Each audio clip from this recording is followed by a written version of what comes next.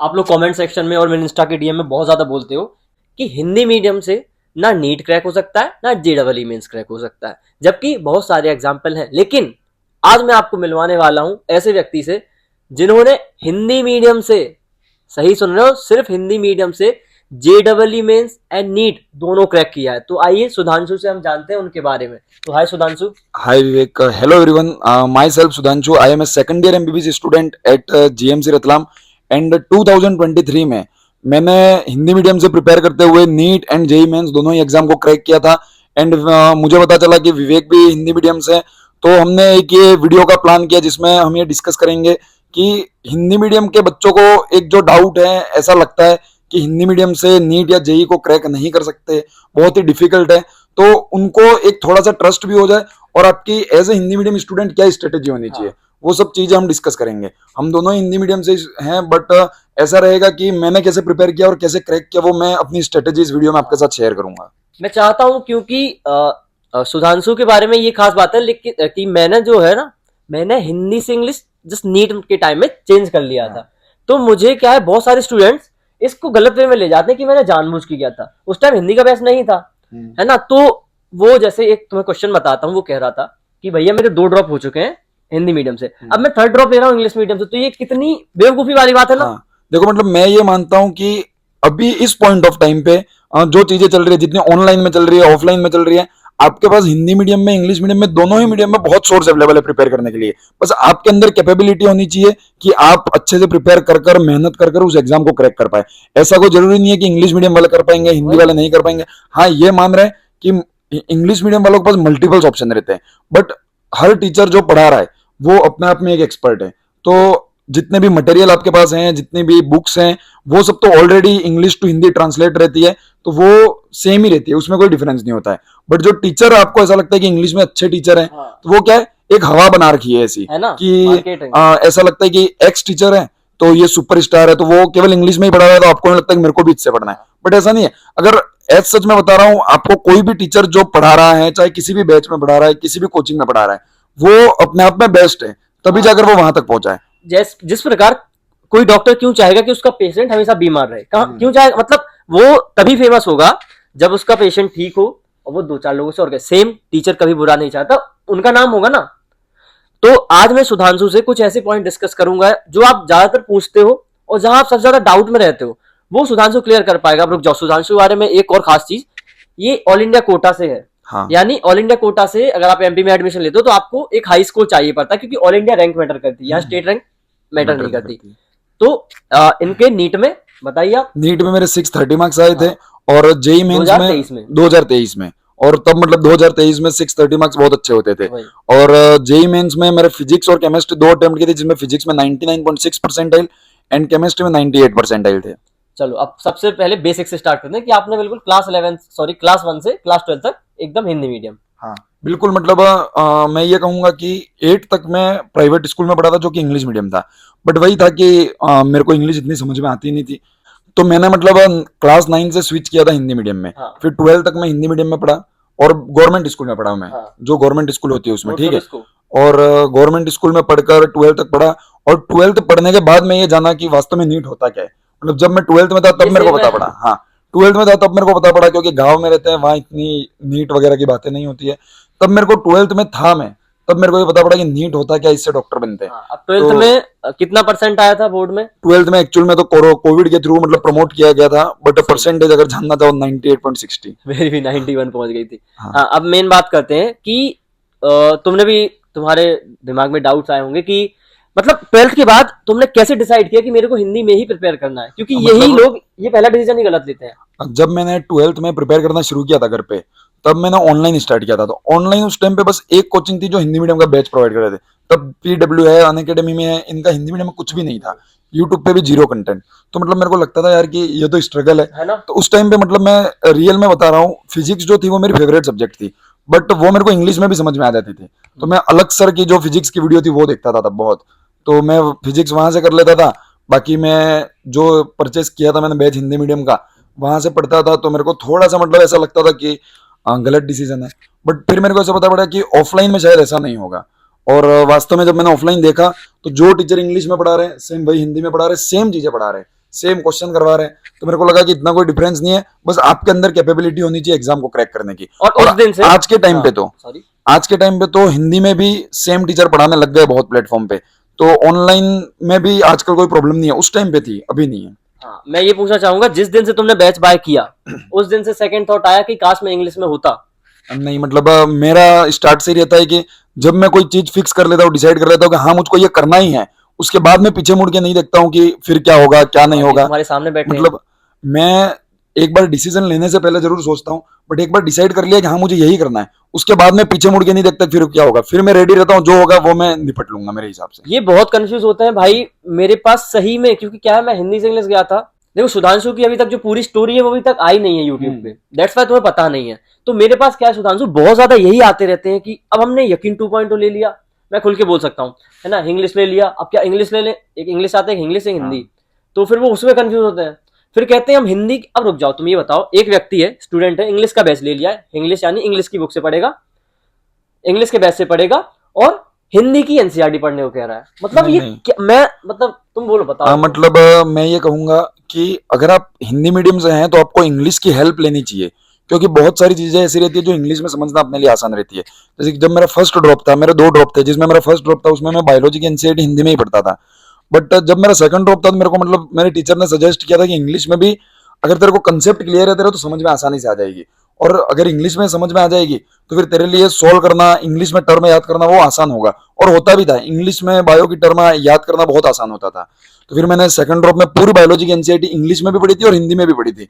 हिंदी को मैं तब पढ़ता था जब मतलब मेरे को कोई समझ में नहीं आता था, बाकी मैं मेन यूज एनसीईआरटी में इंग्लिश को करता था बायो में। हाँ, ये उल्टा करने की कह रहे हैं कि हम इंग्लिश का बैच नहीं, फॉलो नहीं, करें। ऐसा नहीं है। अगर तुमको देखो, अपना मेन गोल होना चाहिए कि जो टीचर पढ़ा रहा है वो अपन को समझ में आना चाहिए, तो जो लैंग्वेज तुम्हारी पहले से चली आ रही है वही लैंग्वेज तुम सेलेक्ट करो अपने टीचर से पढ़ने के लिए। इजी रहेगा। हाँ, ताकि इजी रहेगा तुमको समझने में, क्योंकि एक बार चीजें समझ में आ गई फिर पढ़कर याद करना, उनको याद रखना, ये सब किसी भी लैंग्वेज में करो ये काम आसान है। बट अगर तुम हिंदी मीडियम से हो प्रॉपर और बैच अगर इंग्लिश का सेलेक्ट कर लो और तुमको चीजें समझ में ही नहीं आई कि वो इंग्लिश में बोल क्या रहा है, तो फिर तुम आगे बुक्स कैसे पढ़ पाओगे। वही, अब जैसे कई बार पूछते हैं मेरे से कि आप बता दो, लाइक तुमसे कोई पूछे आप बता दो मैं क्या करूं, आप बता बहुत दो, क्वेश्चन आता है डीएम में, बट है ना। ऐसा हमारे बताने से कुछ नहीं होगा, खुद के करने से होगा। मैंने एक पॉइंट रखा था कि तुम क्या करो, एक सेल चैप्टर उठा लो यानी हिंदी का कोशिका, और cell cycle and division English का उठा लो, दोनों को साथ साथ दिन दो, एक एक लेक्चर देखो, सीक्वेंस वाइज यूट्यूब पे मिल जाते हैं। अब देखो कि ये करने के बाद पीवाईक्यू तुम कौन से लगा पा रहे हो, हाँ, इंग्लिश की ज्यादा पा रहे हो, हिंदी की। अब इससे उसे तो, क्योंकि उस बच्चे को, मेरे को क्या पता तेरे को कितनी इंग्लिश आती है, तुम कितना अंडरस्टैंड कर पाओगे, मेरे खुद 3 महीने लग गए थे। तो ये सही रहता है। तो तुम बताओ और क्या, अगर कोई सच में स्विच करना, पहली बात तो तुम ये बताओ स्विच करना ही क्यों है जब आज की डेट में रिसोर्सेस हैं। मैं सीधी बात तुमको एक ही बात कहता हूँ कि चाहे मीडियम हिंदी हो इंग्लिश हो, तुम कौन से बैच से पढ़ रहे हो, तुम कौन से टीचर से पढ़ रहे हो, ये सब चीजें केवल तुम्हारे सिलेक्शन में 5% मैटर करती है। 95% जो मैटर करता है वो होता है अपने खुद का कॉन्फिडेंस, अपनी मेहनत, अपना हार्डवर्क। तो अगर तुम वो सब चीजें बहुत अच्छे से कर रहे हो तो ये मैटर नहीं करेगा कि तुम कौन से बैच से पढ़ रहे हो। और अगर मैं ये मानूं कि सोर्स बहुत कम है कि पढ़ना पॉसिबल नहीं है, हाँ, तो ऐसा होता है कि चलो अपन को स्विच करना चाहिए। बट मैं ये कह रहा हूँ यार, तुम हिंदी मीडियम से पढ़ते हुए आए हो तो स्विच क्यों करना है, ठीक है। और दूसरी बात मैं ये कहूंगा कि अगर तुम 10th से 11th में जाने वाले हो तो तुम स्विच कर सकते हो, क्योंकि 11th जो है वो बिल्कुल डिफरेंट है। तो ये आपके लिए इजी हो जाएगा एक कि 11th 12th में आपको टाइम भी इतना मिल जाएगा कि आप स्विच कर पाओ आसानी से। बट एज अ ड्रॉपर मैं यही सजेस्ट करूंगा कि स्विच नहीं करना चाहिए, जहां से पढ़ रहे हो वहीं से पढ़ते चलो। बस ये ध्यान रखना कि अभी जो टीचर आप सेलेक्ट कर रहे हो वो अगर पॉसिबल हो पाए तो ऑफलाइन लेना क्योंकि ऑफलाइन में क्या रहता है कि जो टीचर इंग्लिश में पढ़ा रहे हैं वही हिंदी में पढ़ा रहे हैं और वहां अपन बात कर सकते हैं face to face. But online में ये रहता है कि जो तुमको दिया गया है उसी से पढ़ना है। अब एक पॉइंट और रखना चाहूंगा, मान लो कोई स्टूडेंट है, क्योंकि क्या इंग्लिश बैच और इंग्लिश बैच जो भी हिंदी बैच ये सब 2 महीने पहले से स्टार्ट हो गए थे नीट का एग्जाम होते ही, क्योंकि स्टूडेंट को जल्दी प्रिपेयर करना था, तो किसी ने स्विच कर लिया है। खैर मैंने चीजें बता दी, लेकिन मैं तुम्हारा पॉइंट ऑफ व्यू जानना चाहता हूँ। एक हिंदी वाला इंग्लिश में गया है तो उसका सबसे पहले दिमाग में अब क्या रखना चाहिए? पहले तो यही कि हिंदी तो मतलब अब भूल जाओ, बार बार अब ये मत सोचो कि मैं हिंदी में जाऊं। तो तुम क्या पॉइंट ऐड करना चाहोगे? अब अगर डिसीजन ले लिया है तो मैं फिर यही कहूंगा पीछे मुड़ के नहीं देखना है। अगर इंग्लिश सेलेक्ट कर लिया है तो 2 घंटे अपन रोज दिन की ज्यादा मेहनत करेंगे, जो चीजें समझ में नहीं आएंगी वो इंटरनेट पे चेक करेंगे, अपनी हिंदी की जो बुक्स है उनकी हेल्प लेंगे। बट अगर एक बार डिसाइड कर लिया है तो बस फिर मेहनत करने के लिए उतर चुके हो तो फिर पीछे मुड़ के मत देखो कि अब क्या करेंगे, और मेन बस तो अब फिर इंग्लिश करते की रहो। बुक ही हाँ, रखो, बस बायोलॉजी फिर में अब तो। इंग्लिश के ऊपर ही रहो कि अब मेरे को इंग्लिश से ही पढ़ना है, बस जो समझ में नहीं आएंगे वो चीजें मैं हिंदी से देख लूंगा। क्योंकि 2 महीने इनके पहले ही निकल गए, हाँ, फिर ये बैच चेंज करेंगे, और इन्हें क्या लगता है कि हम हिंदी से इंग्लिश जाएंगे तो सेलेक्ट हो जाएंगे, या फिर इंग्लिश से हिंदी जाएंगे सीधा सेलेक्ट हो जाएंगे। सिलेक्शन केवल तुम पे डिपेंड करता है, किसी मीडियम, किसी टीचर, किसी बैच पे डिपेंड नहीं करता भाई है। तो आज ना, आज तुम्हें विश्वास ज्यादा हो रहा होगा, to be very honest. 630 marks बहुत अच्छे मार्क है 2023 में, ठीक है। दूसरी बात, पूरी पढ़ाई हिंदी में, पूरी पढ़ाई है देखो 9 से 12 हिंदी में थी। फिर उसके बाद ये और बताओ कि फर्स्ट अटेम्प्ट जब दिया था तो कितने मार्क्स थे? मतलब एक्चुअल मैंने 12th के साथ अटेम्प्ट दिया था, तब मैंने बताया कि मेरे को 12th तक का इतना आइडिया नहीं था हाँ नीट क्या होता कोई है, बात नहीं। तो मेरे 480 के अराउंड मार्क्स थे। और देन हाँ फिर जब मैंने अपना फर्स्ट ड्रॉप लिया, तब मतलब मैं बिल्कुल सिलेक्शन की लाइन पे आकर हट गया था कि 590 तक कट ऑफ गया था, मे बी 22 राजस्थान ट्वेंटी का। टू में। नहीं, ऑल इंडिया का, राजस्थान का तो बहुत सॉरी। ज्यादा गया था। और मेरे मार्क्स थे 575। अच्छा, हाँ, तो उस तो टाइम मतलब मैं पूछना चाहूंगा, क्योंकि वो स्थिति कई सारे स्टूडेंट्स की अभी होगी कि जो 10 नंबर से, 5 नंबर से, 15, मतलब सही बताओ क्या मतलब हुआ था कुछ? जैसे मेरा एक फ्रेंड है, क्लासमेट है, बैचमेट है अभी, वो एक क्वेश्चन से रह गया था, और 2 क्वेश्चन सिली मिस्टेक में गलती की थी उसने, मतलब सिली मिस्टेक की थी। लाइक वो कह रहा था 3 महीने रोया हूं मैं, मतलब ऐसा गैप दे दे के। मतलब मैं शुरुआत से ही, मतलब जब नीट की प्रिपरेशन कर रहा था और अभी मैं बहुत सारी चीजें कर रहा हूँ, मैनेज कर रहा हूँ, तो कई बार ऐसा होता है कि अपन जो चाहते हैं वो ना हो पाए। वही हुआ था 2022 में कि मैं चाहता था, वैसा ना हो पाया, मेरा सिलेक्शन नहीं हो पाया। बट मैं हमेशा गॉड्स के जो प्लान है उनके ऊपर ज्यादा मतलब बिलीव रखता हूँ कि जो होता है वो अच्छे के लिए होता है, जो होगा वो वही होगा जिससे कि अपना बेटर हो बेटर फ्यूचर हो। में, ठीक है। तो मैं अगर कभी भी मेरे साथ मैं जो चाहता हूँ वो ना हो, मैं जो चाहता हूँ वो चीज मुझे ना मिले, तो दुख होता है यार, सबको होता है कि जब तुम इतनी मेहनत करो और बिल्कुल लाइन पे आकर तुम्हारा सिलेक्शन नहीं हुआ, दुख होता है। बट उस पॉइंट ऑफ टाइम से, उस चीज से बाहर निकलने का मैं एक ही लाइन यूज करता हूँ कि जो गॉड्स के प्लान है वो अपने से बहुत बेहतरीन है। अगर तुम अपना 100% दे रहे हो, मेहनत कर रहे हो, तो तुमको उसका आउटपुट आज नहीं तो कल, इस साल सिलेक्शन नहीं हुआ तो अगले साल हाँ शायद एक better medical college, AIIMS college तुम्हारा वेट कर रहा है। तो हो सकता है कि इस साल तुम 570 580 स्कोर किया और तुम्हारा सिलेक्शन नहीं हुआ, सॉरी मतलब, इस बार तो। हाँ मतलब मैं मेरे टाइम की बात कर ओके। रहा हूँ, अगर नहीं हुआ तो नेक्स्ट साल क्या पता तुम्हारे 700 मार्क्स आ जाए, तुम हाँ टॉप कर वही जाओ, मेहनत है पे डिपेंड बेटर, होता है ना। हाँ बेटर मार्क्स आ जाए। तो मैं यही कहूंगा कि इन चीजों के बारे में ज्यादा सोचना नहीं चाहिए, अपने हाथ में जो चीजें हैं वो करनी चाहिए। और मतलब मैं इन चीजों पे बहुत बिलीव करता हूँ कि जो होता है वो भगवान की मर्जी से होता है और वो बहुत बेहतरीन होता है। मुझे आज तक हमेशा ऐसा लगा है कि जो चीज मैंने मांगी है वो मेरे को नहीं मिली है, तो टाइम लगा है, मैंने वेट किया उस चीज का, लेकिन बेहतर मिली बट है। उससे बहुत बेहतरीन मिली है, बेहतर भी नहीं कहूंगा, ऐसा बहुत देखो मेरे बेहतरीन साथ मिली भी हुआ यार, टू बी वेरी ऑनेस्ट।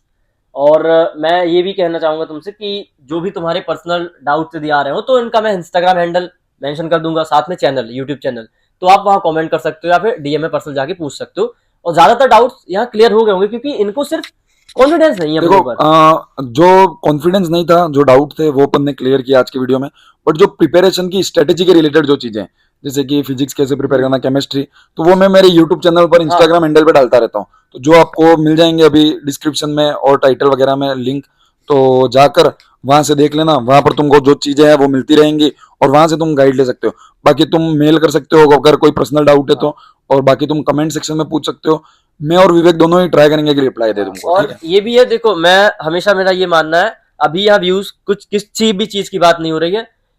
तुम अब जिस दिन से मैं बताया, एक तो बैच फॉलो करना है, कोई भी एक, जिस वो बोला पीछे मुड़ के नहीं देखना है, हम्म। उसी प्रकार सेम एक एक मेंटर को फॉलो करना है, मुझे, इन्हें या कोई और, सिर्फ एक देखो मेंटर। इस वीडियो का कंक्लूजन जो है वो यही बताना चाहूंगा कि कभी भी तुम अगर प्रिपेयर करना स्टार्ट कर रहे हो, कोई भी अपना एक बैच या कोचिंग सेलेक्ट कर लो और उसके टीचर सेलेक्ट कर लो, क्या मुझे इनसे पढ़ना है, और एक या मैक्सिमम दो जने ऐसे होने चाहिए जिनका जो गाइडेंस है, जिनकी जो स्ट्रेटेजी है, वो तुम फील कर पा रहे हो कि हाँ हमारी वाइब इनसे मैच करती है, बस उनको पकड़ लो और उन्हीं के ऊपर ट्रस्ट कर कर, बिलीव रख कर पढ़ते जाओ।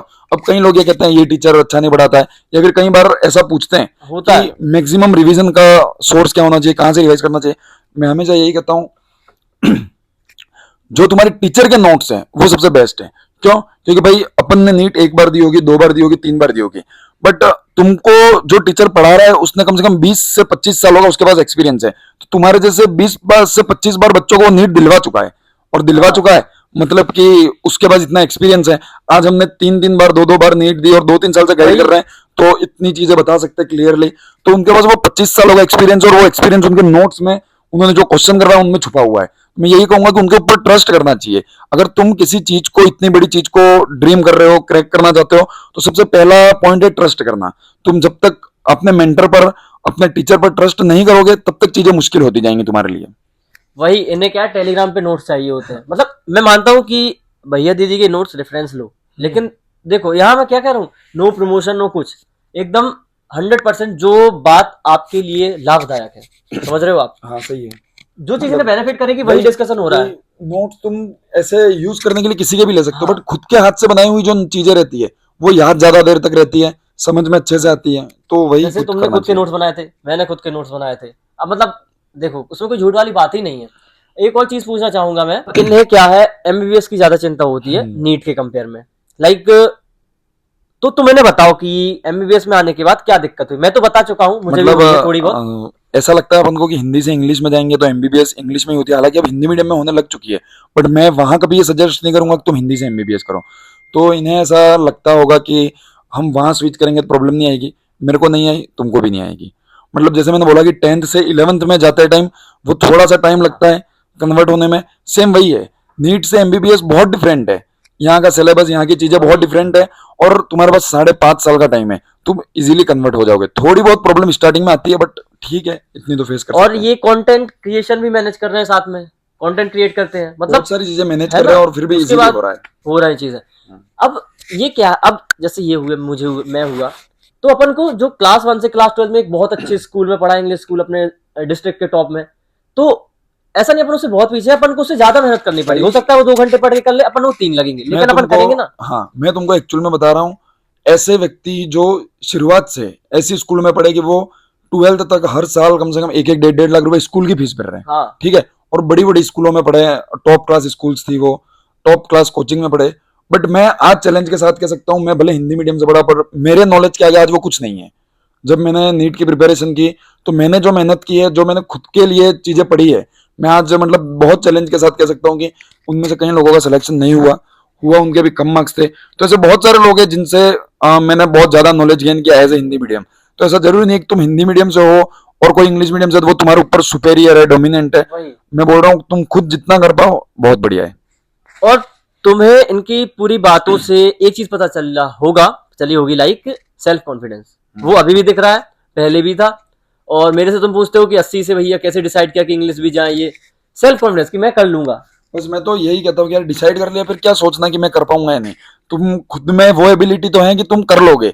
अगर तुम नहीं कर सकते ऐसा तुम्हें लगता है, तो वो तुम गलत हो कहीं नहीं। और कर ही नहीं हाँ, पाओगे जब खुद ने जब सोच खुद लिया।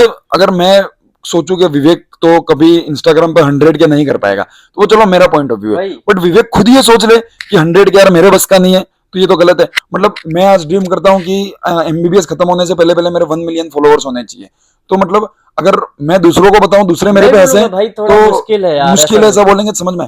बट अगर मैं खुद ही ये बोल दूं, तो मैं उसके अकॉर्डिंग मेहनत कैसे करूंगा, ऐसा है। वही है ना। और इनको जैसे बहुत रहता है कि टेस्ट हम इंग्लिश में, मतलब तुम एक बार कर दो कि अगर तुम हिंदी का लिया हो तो हिंदी में ही पढ़ना है, हिंदी में क्वेश्चन लगाने, हिंदी के पीवाईक्यू लगाने। मतलब कहूंगा प्रॉपर हिंदी मत चलने दो। जो टर्मिनोलॉजी है, जो ऐसी चीजें हैं जो इंग्लिश में अच्छे से समझ में आती है, आसानी से याद होती है, जैसे कि एनिमल किंगडम, प्लांट किंगडम के एग्जांपल, तो वो सब चीजें इंग्लिश में पढ़ो। तो पढ़ते वक्त तुम्हें पता चल जाएगा कि तुम्हें क्या चीज कैसे करनी है। हाँ, आराम से। और फिर भी नहीं समझ में आए तो हम तो है ही से, हमसे पूछ सकते हो। हाँ, तो ऑब्वियस है, मैं चैनल मेंशन कर दूंगा जैसे मैंने बताया है। कोई भी डाउट, किसी भी पर्टिकुलर सब्जेक्ट पर स्ट्रेटजी चाहिए हो, कैसे इन्होंने क्या किया था, वो सब ये बता देंगे। बस अब नीट 2026 की जर्नी हमने स्टार्ट कर दिया, तो एक एक करके जो जो वीडियो तुमको चाहिए वो ऑटोमेटिकली हम अपलोड करते रहेंगे। ठीक है। हाँ, और काफी अच्छा रहा सुधांशु भाई। हाँ। है ना, मतलब बढ़िया लगा। ये हुई हमारे एमपी के कॉलेज में, और बहुत बढ़िया स्कोर से आया, हिंदी मीडियम से आया, आपको पता चल गया है। और सबसे मेन चीज मैं बताऊंगा, सेल्फ कॉन्फिडेंस, वही एक मेन रीजन है सिलेक्शन का। सीधी बात, मतलब ये शक ही नहीं करना कि हमारे टीचर ऐसे हैं, हमारा मतलब तुमने पूरा देख लिया, तुम्हें क्या पता चला, सेल्फ कॉन्फिडेंस 1 रिसोर्स, बस खत्म। ठीक है। तो मेरे को भी बहुत अच्छा लगा एक बार तुमसे बात करके। वैसे तुम लोग मेरे को जानते भी होंगे, बहुत सारे लोग हाँ, इंस्टा पे, यूट्यूब पे देखा होगा। बट ठीक है, अपन और भी आगे बात करते रहेंगे। जो नए ऑडियंस है उनके लिए ये मैं नया हूँगा तो चैनल आप ज्वाइन करें, अपन वहां पर और भी बहुत बातें करेंगे, ठीक है। तो you so thank you much. Very much and all the very best. Thank you Sudhanshu.